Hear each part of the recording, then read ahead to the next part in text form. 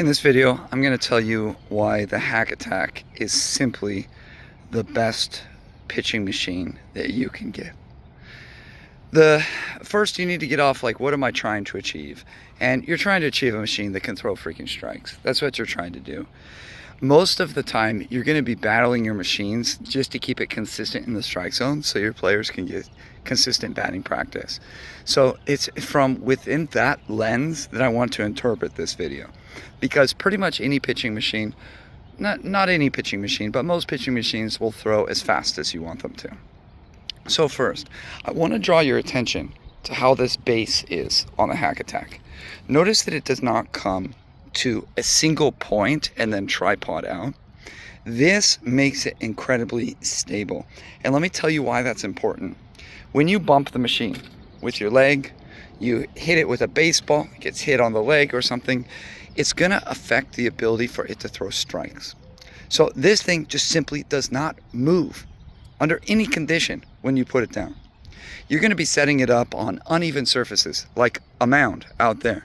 You're going to be setting it up on grass in the outfield, where it's uneven, and the other machines are just not stable. It doesn't matter if they have long legs or short legs or if a tripod's out. This is simple physics here. This is a more stable platform, and that's incredibly important. The other thing is the ability on how to adjust the machine. Most have like a little lever. You undo the lever, you adjust the machine, and then you lock the lever back in place. Let me tell you something. That is the worst possible way that you can design the logistics around a machine. What you want is a crank knob like this, and each crank is going to raise or lower the machine a small amount. So this is your vertical, and this, I loosen, is your horizontal one way, and then the other way. This makes it a matter of 30 seconds to get it dialed in as strikes. The base does not move. It's very easy to adjust, so you don't need to move the whole machine to be able to adjust left to right. And then the up and down allows for precise adjustments.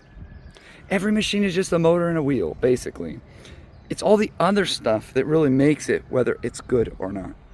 And this clever little thing here allows you to just loosen, slide it down, and then we can go side to side for fungo work, and the up and down is able to be used like so. I have a junior and a full size. The full size is better. Get the full size. The full size has a reputation of not being a portable machine. Let me tell you, I'm 158 pounds. I'm not particularly big. This machine is very easy. Let me tell you why. The legs obviously kind of store in here for wheeling. Wheeling is not an issue. You just bend it down, you wheel it to your car. But it comes separated from this base. This base right here comes out. And this part of the pitching machine is very manageable. It's actually kind of easy to grip. There's good handles, and you can put it in an average size sedan without a problem. Actually, the clunky part is actually the base. It's not big or heavy. It's just a little awkward to store in the car. I have a system in my car that makes it work. But also, let me lock this in place. You can kind of see how that's done. I wheel this in. I'm going to have to put the phone down because I need to push this little knob in and then lock it against the knob.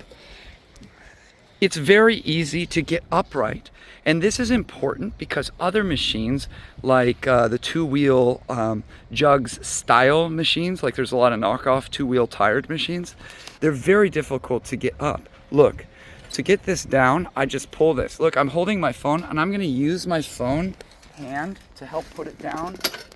But look how easy that was. It's not easy for the other ones to come up and down. And what happens on the two-wheeled machines is you actually knock the wheels out of alignment, and then they're not pitching strikes the next time around. I mean, I could demonstrate the two-wheel machines, how difficult they are to get up, but just take my word for it. And then I'm gonna have to use my phone hand. I just pick it up from here. So I hit the stop record, but I moved it up. My hand just hit the stop, but you can see it's very easy for me to do that. So the form factor of the machine is really what makes the machine. I would not even bother with two-wheeled machines. The fact that there's three wheels, regardless of what machine it is, just makes it work. They just come out strikes. I have a whole bunch of like crummy balls that I use. Sometimes I use dimple balls, sometimes I use this. Look at this. This is a terrible ball. It will still come out of strike. That's what the 3-wheeled offers you. But it's like, what are the support things that make it possible to keep throwing strikes? Let me run over here. And I'm gonna show you this other machine by contrast. This is a very popular one. This is the ATEC Casey. You're gonna see these used a lot. Let me tell you why this machine sucks. It's barely usable. First, even getting this base locked in place, you see how all 3 of these poles are gonna come into a single point? That makes it very unstable, and it's not even particularly easy to lock. This is gonna be kind of frustrating because it's frustrating for me every time I freaking use this thing. So you put it in like so, you get the other 2. Hang on, bear with me. I'm gonna show you why this is not good. 2 and 3. Ooh. The Hack Attack does not have this much trouble, and that's because it's bending this like a washer, if you want to call it that. It's bending it at a weird angle, even though it's plenty loose, which is kind of part of the problem with this base. Let me get it again.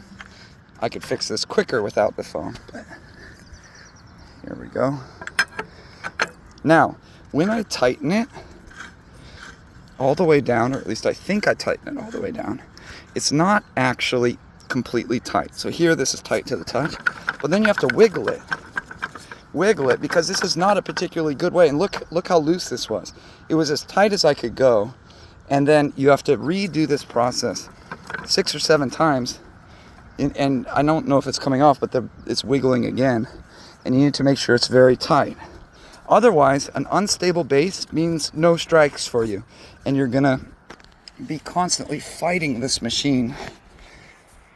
The Hack Attack, you put it in, you set it up. And it's not that I mind the extra time. If it was just the extra time on this, it's not a big deal. I'm willing to put in the extra time to make perfect strikes, but it doesn't. It just simply doesn't. And I'll show you why. So this kind of takes some finagling. I have to loosen this thing to put it down, lock it, and then we can put it upright, which isn't a big deal. Now let me show you why this isn't so good. Because it's just ultimate. Look, right when I put it upright, I could see this leg start to wobble. I pulled this leg, it's loose, so it's very hard to tighten again. But even if it is tight, this is totally not stable. It comes into a single point here. I'm kind of nervous to do this, but just a gentle push, whoa, can push this thing over. So obviously I have to push in the right way. Watch, one finger. Look.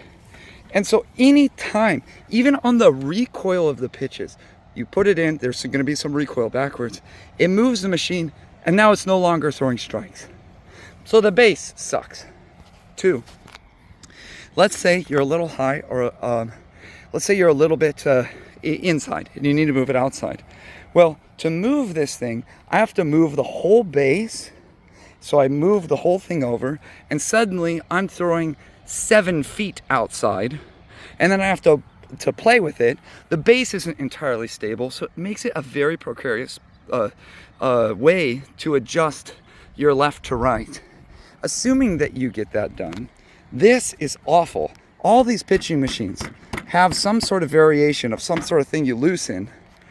Let's say it didn't go all the way down. So I was like maybe just a tad low, just below the shins, and I wanted to raise it a little. I adjust and I lock it in place, and now I'm 4 feet too high. And you go through this trying to find that perfect spot, and then the base wiggles, and you are in a constant battle the entire practice between recoil, balls hitting it, just to make the darn thing throw strikes. So yeah, that's pretty much all of them are kind of like a variation on this ATEC machine. Let me go show you this one. This one is not being used today. Right now I have 6 machines out. This one doesn't make the cut because it's just not good. This is like, there was a whole bunch that came out a while ago. They were kind of like this variation on the jugs machine. See how it's just here in storage? This knocks it out of alignment because there's these latches right here which keep the wheels left to right, and every time you bring or like in line with each other, so they're making a straight line to throw consistent strikes, and every time you bring it down you knock it out of alignment. And not only do you have trouble throwing strikes in general with these machines, but now you're dealing with the alignment of your tires, which also plays a role. And let me tell you, these tires, they do come balanced. Let me tell you how quickly they get out of alignment. And when they're out of alignment, so they have the wobble, the tire shops don't have machines that can balance these. Here you see just like your regular car, you see the balancing weights. They don't have the machines that can balance these weights these tires very, very well. So you're always going to have balance problems, especially when you're kind of storing them. You know, you have a parent help throw it in place.